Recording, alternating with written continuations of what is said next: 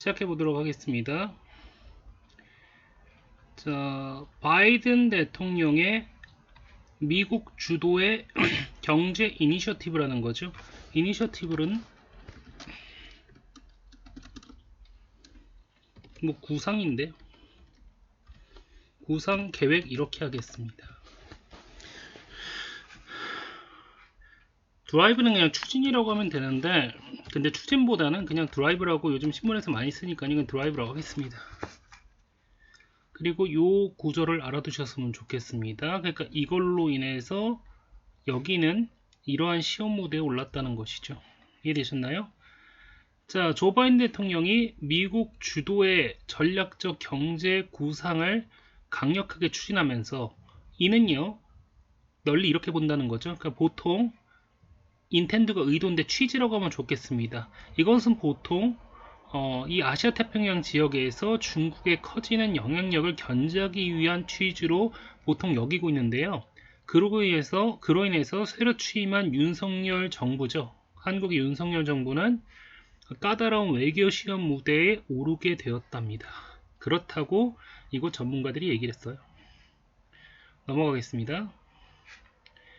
바이든 대통령은요, 곧 인도 태평양 경제 프레임워크를 발족시킬 거라고 선언할 것이라 예상되고 있습니다. Just before during이니까 이게 뭐죠? 그러니까 이달 말에 동북아 순방 전후로 해서 발표할 거라는 거죠. 그렇다고 일부 뉴스 채널은 보도를 했습니다. 그는 다음 주 목요일 날 한국에 방문을 하는데 그 목적은 윤석열 대통령과 정상회담을 갖는 거랍니다. 윤석열이죠? 윤석열 대통령이죠. 이거 후가. 윤석열 대통령은요, 그죠? 2주 초에 취임을 했고요. followed by는 그냥 그 다음이라고 하면 제일 간단합니다. 그런 다음에 바이든 대통령은요, 일본을 방문할 계획이랍니다. 여기 뭐 일주인데 대통령은 보통 순방이라고 그러죠. 자, 이는요, 대통령으로서의 이 첫 번째로 이 지역이니까 첫 번째 동북아 순방의 일환이랍니다. 컨저버티브가 나오면 이렇게 하면 좋겠습니다. 보수주의 성향의 윤석열 정부는요, 긍정적으로 이 구상에, 이 계획에 참여할지를 긍정적으로 고려하고 있다고 서울의 관계자는, 그러니까 한국 관계자죠. 한국의 관계자는 얘기했습니다. 그러나 윤 정부의 반중국, 이거 기조라고 하면 좋을 것 같습니다. 반중 기조는 다음과 같은 걱정을 불러일으킨답니다. 동격대시입니다. 이 워리가 뭔지 설명해 주는 것이죠. 그 걱정이란 한국이 이 계획에 참여하는 것으로 인해서 태그토를 피해가 간다는 거죠. 중국과의 양자 관계가 나빠질 수도 있을 거랍니다. 이해되셨죠? 여기까지 요약하면 이렇게 볼 수 있겠습니다. 자, 중국은 물론 뷰가 나오면 as를 같이 알아야 되겠죠. 모브는 행보라고 해석해 주는 게 제일 좋습니다. 자, 그래서 IPEF에 한국이 IPEF에 가입하게 된 행보를요, 이런 대중국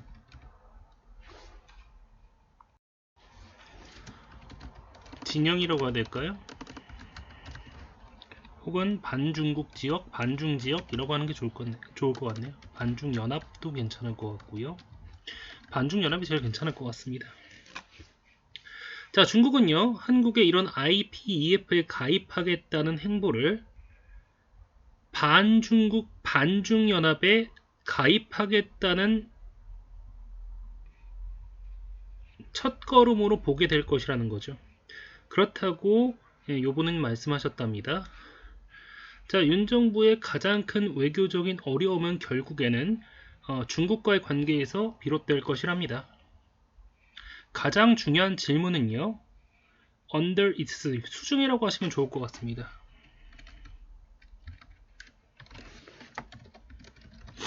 수중에 과연 어떤 외교적인 계획이라기보단 전략이죠. 이를 타격할 수 있는 전략을 윤정부가 갖고 있느냐, 그것이 중요한 문제랍니다. 이해되셨나요?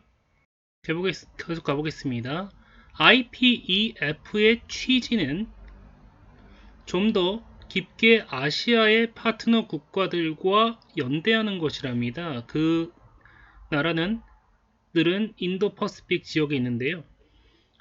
자, 지금 인도 퍼시픽 지역은요, 세계의 부와 권력을 떠받치고 있답니다. 그리고 이들과 다음과 같은 문제에서 협력을 할 거라는 것인데요. 디지털 거래라든가 무역망 회복이라든가 공급망 회복이라든가 혹은 인프라라든가 혹은 친환경 기술이라든가 혹은요 세금이라든가 반부패죠. 여기서 세금은 세금 도피처 이거에 대한 단속이겠죠. 이쪽 세금이 비싸니까 불법적으로 다른 나라의 세금을 갖다가 은닉해 놓는 그런 행위를 얘기하는 것이겠죠.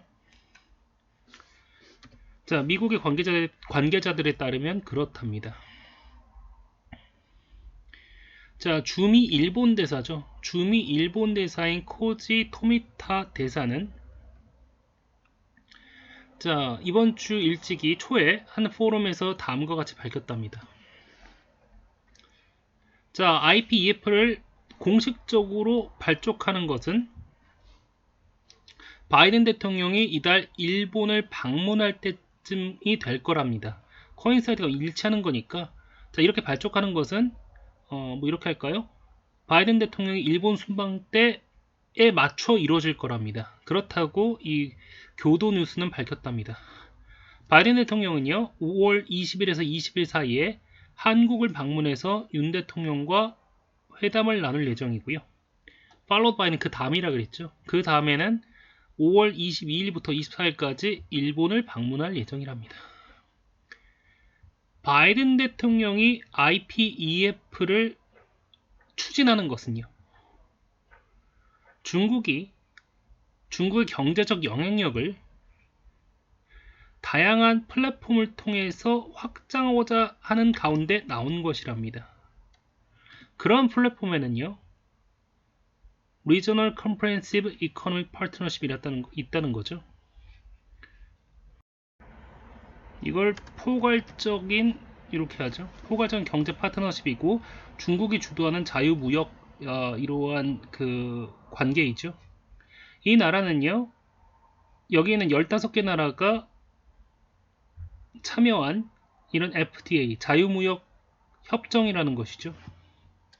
이곳에 미국은 빠졌었답니다. 중국은 또한 아잉이니까 고려하고 있다는 거겠죠. 중국은 또한 자 CTPP죠. 이겁니다. 포괄적 점진적 환태평양 경제 동반자 협정에 가입할 것을 고려하고 있다는 것이죠. 자, 이것은 TPP에 뒤이어 나온 거랍니다. 석세서는 계승한다는 거니까요. 이건 뭐였죠? 이게 여기까지였죠. 이게 환태평양 경제 동반자 협정에 이어서 나온 거랍니다. 바로 여기에서 미국은 2017년에 트럼프 대통령 하에서 탈퇴를 했었더랍니다. 자, 이러한 배경하에 바이든 대통령은 여전히 리메인 형용사하면 여전히 뭐뭐한다 이런 뜻이죠. 자, 여전히 이러한 지역 경제 프레임워크를 발족시키려고 한답니다. 이는 바이든 대통령의 미국이 돌아왔던 기조에 정확히 일치하는 거랍니다. 그리고 이것은 동맹국들의 다음과 같은 우려를 불식시키는데 도움이 될 거랍니다. 그것은 트럼프 대통령이 아메리카 퍼스트라는 신조에 따라서 국내 문제로 눈을 돌려서 생겼던 이러한 공백을 중국이 메울 것이란 걱정이라는 것이죠. 그것이 바로 그렇다고 이런 전문가들은 얘기했답니다. 이해되셨죠? 자, IPEP는요 Economic Prosperity Network Initiative를 반영을 하는 것이랍니다. 이것은 트럼프 행정부에서 추진했던 것인데요. 이것은 다음과 같은 다음과 같은 노력으로 보이는 것인데 그냥 다음과 같은 노력이라고 하겠습니다. 이것은요, 중국이 세계 공급망을 지배하려는 걸 분쇄하려는 노력의 일환으로 추진했던 것이랍니다. 또한 이건 중요해졌다, 중요한 것으로 드러났다라고 해석하시면 좋을 것 같습니다. 이것은 팬데믹 중에 굉장히 중요한 것으로 드러났었답니다. 넘어가죠. 기분이 고려화면이랍니다. 자, 윤 대통령이 동맹을 확대하고요. 여기서 동맹이라는 건 한미관계죠. 대한민국의 동맹국은 미국밖에 없습니다.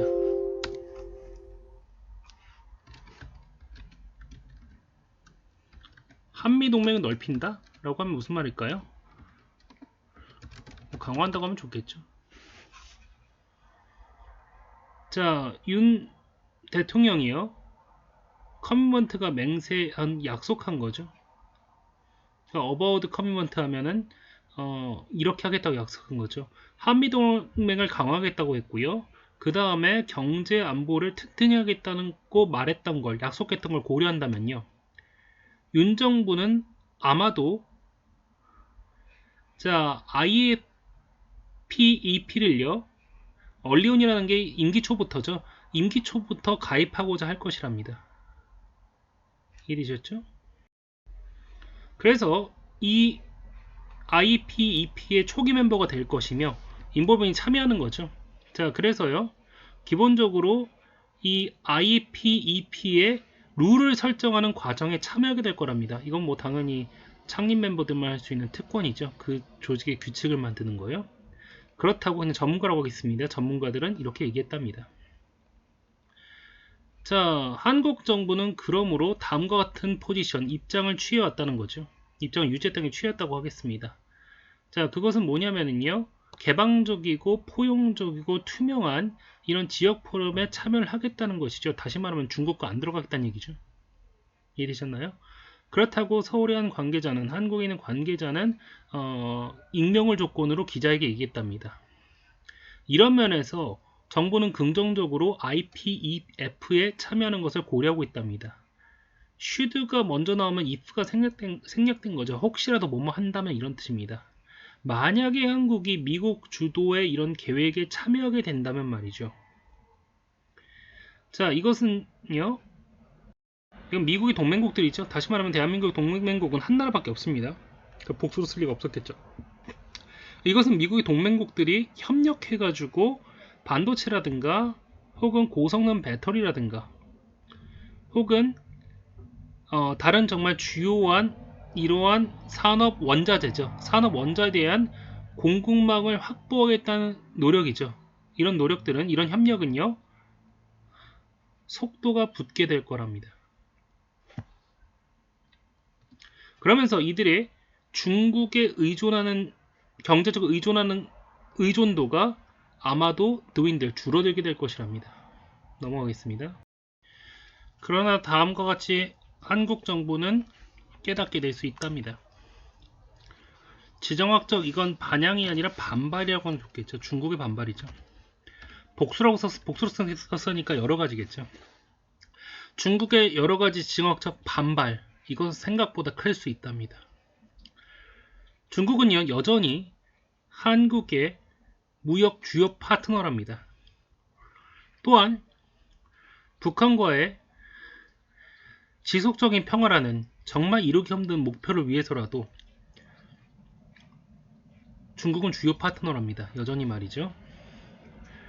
자, 화요일날 윤 대통령에게 안부 전화를 하면서 중국의 왕치산 부주석은요, 한국과 중국 경제의 상호 보완적인 특성에 대해서 강조를 했습니다. 그리고 다음 같은 걸 또 강조를 했다는 거죠. 주목하고 강조했다는 것인데, 양국의 공급망은요, 절대로 절대로까지는 아니고요. 하들리 거의죠. 거의 분리하기 어려울 거랍니다. 수동은 능동으로 해석하는 게 훨씬 더 우리말에서 깔끔합니다. 이 왕치산 부주석의 발언은요, 간접적으로 한국에게 워싱턴의 이러한 행보, 그러니까 이 IPEF에 가입하지 말라는 간접적인 메시지를 볼 수 있다는 것이죠. 이 워싱턴 행보는요, 세계 공급망을요, 중국을 빼고 재편하는 것이라는 거죠. 한국이 이 IPEF에 가입하는 것은 만약에 실현된다면 분명한 외교에서의 분명한 어떤 전환을 뜻하는 것이랍니다. 이러한 외교적 접근 방식은요, 계속 심화되는 미국과 중국의 경쟁 속에서 전략적 모호성을 유지하는 것으로 나타났던 것이랍니다. 이걸 빼고 해석은 않겠습니다. 이것은 심화되는 중국과 미국의 이러한 경쟁 관계에서 전략적 모호성을 유지하는 것을 볼 수 있었다는 거죠. 그래서 IPEF에 가입하게 되는 것은요, 한국이 선택을 하는 것으로 볼 수 있을 거랍니다. 미국과 중국 사이에서 말이죠. 그렇다고 김 교수는 얘기했답니다. 넘어가겠습니다. 심지어 IPEF가 발족하더라도 불확실은 여전히 남아있답니다. 그 불확실한 내용은 많다는 거죠. 여전히 불확실은 넘치고 있답니다. 과연 누가 여기 참여하느냐, 그리고 어느 정도까지 이 각각의 멤버들이 이 IPEF의 굉장히 가혹한 이러한 규칙들을 지키느냐, 혹은 그 가혹한 기준들을 지키느냐 하는 문제들이 남아있다고 이화여대의 이 교수는 얘기한답니다. 박원권 교수는 얘기한답니다. 예를 들어서 일부 동남아 국가들은요, 여전히 국가 주도형 경제를 채택하고 있답니다. 이것은 IPEF와는